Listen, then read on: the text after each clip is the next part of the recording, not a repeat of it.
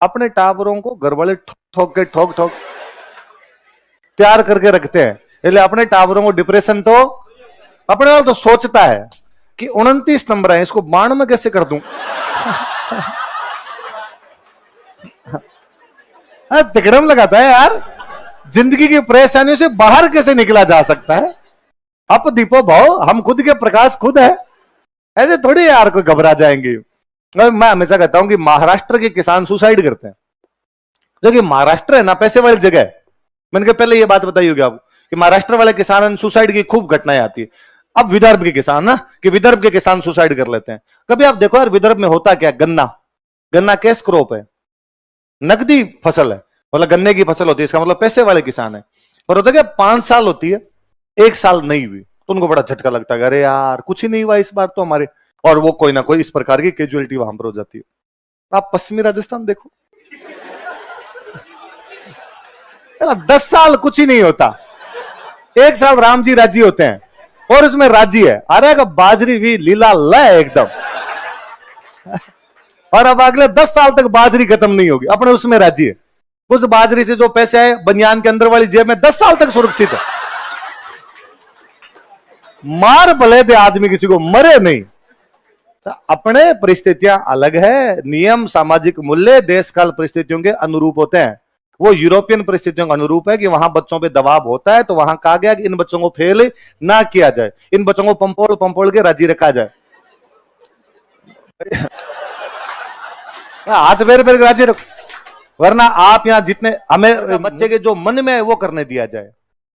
मैं कहता हूं अपने यहां जितने बैठे ना इंक्लूडिंग मी, अपने को यदि बचपन में कहा जाता कि जो तेरे मर्जी है वो कर ले, तो अपने एक काम जो सबसे पहले करते वो है पढ़ाई छोड़नी। भाई ये कभी नहीं करते, और कोई काम कर लेंगे, तो यार यहां तक आते नहीं। अपने यदि पढ़े हैं तो केवल इस वजह से घर वालों का डंडे का डर था, है ना, कि भाई घर वाले डंडे मारेंगे, टीचर पीटेंगे, अपने को ये काम करना इसलिए पढ़ लिया, वरना तो अपने पढ़ते ही नहीं। और नहीं पढ़ते तो क्या करते अभी तक ही नहीं समझ में आ रहा मेरे तो, क्या नहीं पढ़ते तो होता भी क्या बात। भाई केवल और केवल घर वालों के डर से पढ़ा करते थे, बाद पढ़ाई में किसका मन लगता है यार बच्चों का। मैं 8वीं में हमारे डिस्ट्रिक्ट की मेरिट में था, मैं 9th में स्कूल में फेल हूं, कि वो तो प्राइवेट स्कूल उन्होंने पास कर दिया, यदि वो सही सही चेक करते तो वो मेरे को फेल कर सकते थे उसमें। कारण कि 8वीं बोर्ड था इसलिए मैं पढ़ा, 9th में नहीं था तो मैं नहीं पढ़ा। मैं 10th में वापस बहुत अच्छे परसेंटेज से हूं, मैं 11th में वापस फेल हूं।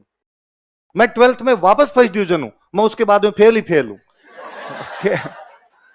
क्योंकि घर वालों का जब तक दबाव था, घर वाले कहते बोर्ड है बोर्ड है, बोर्ड पर कितना प्रेशर डाल देते हैं, ये बोर्ड है पढ़ो पढ़ो, तो उस प्रेशर को अपने भी फील होता। मैं 10th में अकेला रूम लेके रहा करता था, तो भी मुझे याद है मैं सुबह 4 बजे उठ जाता, कि कोई उठाने वाला नहीं, क्योंकि वो खुद में ही होता कि सैटरडे घर पे जाता तो घर वाले कहते ये बोर्ड है इस बार पढ़ रहा है कि नहीं पढ़ रहा है, बोर्ड है इस बार पढ़ रहा है, तो अपने आप 4 बजे अलार्म भी लगाता, खड़ा भी होता, खुद ही खाना बनाया करते थे, खुद ही वहां पे रहा करते, अकेले रहा करते थे, पर तब भी ये सब काम कर लिया करते। आप प्रेशर लोगे तो प्रेशर फील होगा, और वरना अपने टाबर को यदि कह देंगे तुम प्रेशर मत ले अपने, तो वो घर वालों पे प्रेशर दे देगा थोड़े दिनों बाद में। ये फर्जीवाड़े हैं कि बच्चे के जो मन में आए वो करने दिया जाना चाहिए, नहीं, बच्चे को समझाया जाना चाहिए क्या करना है। क्या वो थे कि छोटे ऊ की मात्रा और तो, हमेशा लोग कहते हैं मैथ्स में पूरे आते हैं, मगर अपने वाले मास्टर तो मैथ्स में भी पूरे में से पूरे नहीं देते। मेरे याद है कई बार तो छोटी क्लासों में वैसे होता था कि ये क्वेश्चन दिया सर ने, पूरा लिख के लेके गए एकदम सही, डिट्टू लास्ट तक सही, और एकदम सर यहाँ खड़े हैं अपने, सर चेक कर रहे हैं,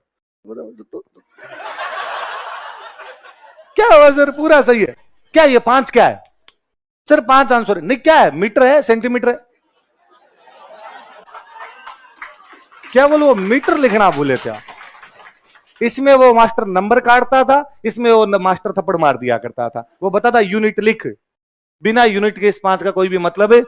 तो मैथ्स लोग ना मैथ्स में तो पूरे में से पूरा जमा, हमारे तो वही नहीं है, उसमें भी कभी ना कभी 2-4 नंबर किसी ने काटे ही होंगे, तो बाकी सब्जेक्ट में तो आने का मतलब ही नहीं होता था। आजकल जब सब में 100 में से 100 है तो हिंदी में 100 में 100, कि सुमित्रा नंदन पंत की निम्नलिखित उपन्यास को सप्रसंग व्याख्या कीजिए, और आपने व्याख्या कर दी, इसका मतलब सुमित्रा नंदन पंत आपके पूरा समझ में आ गया।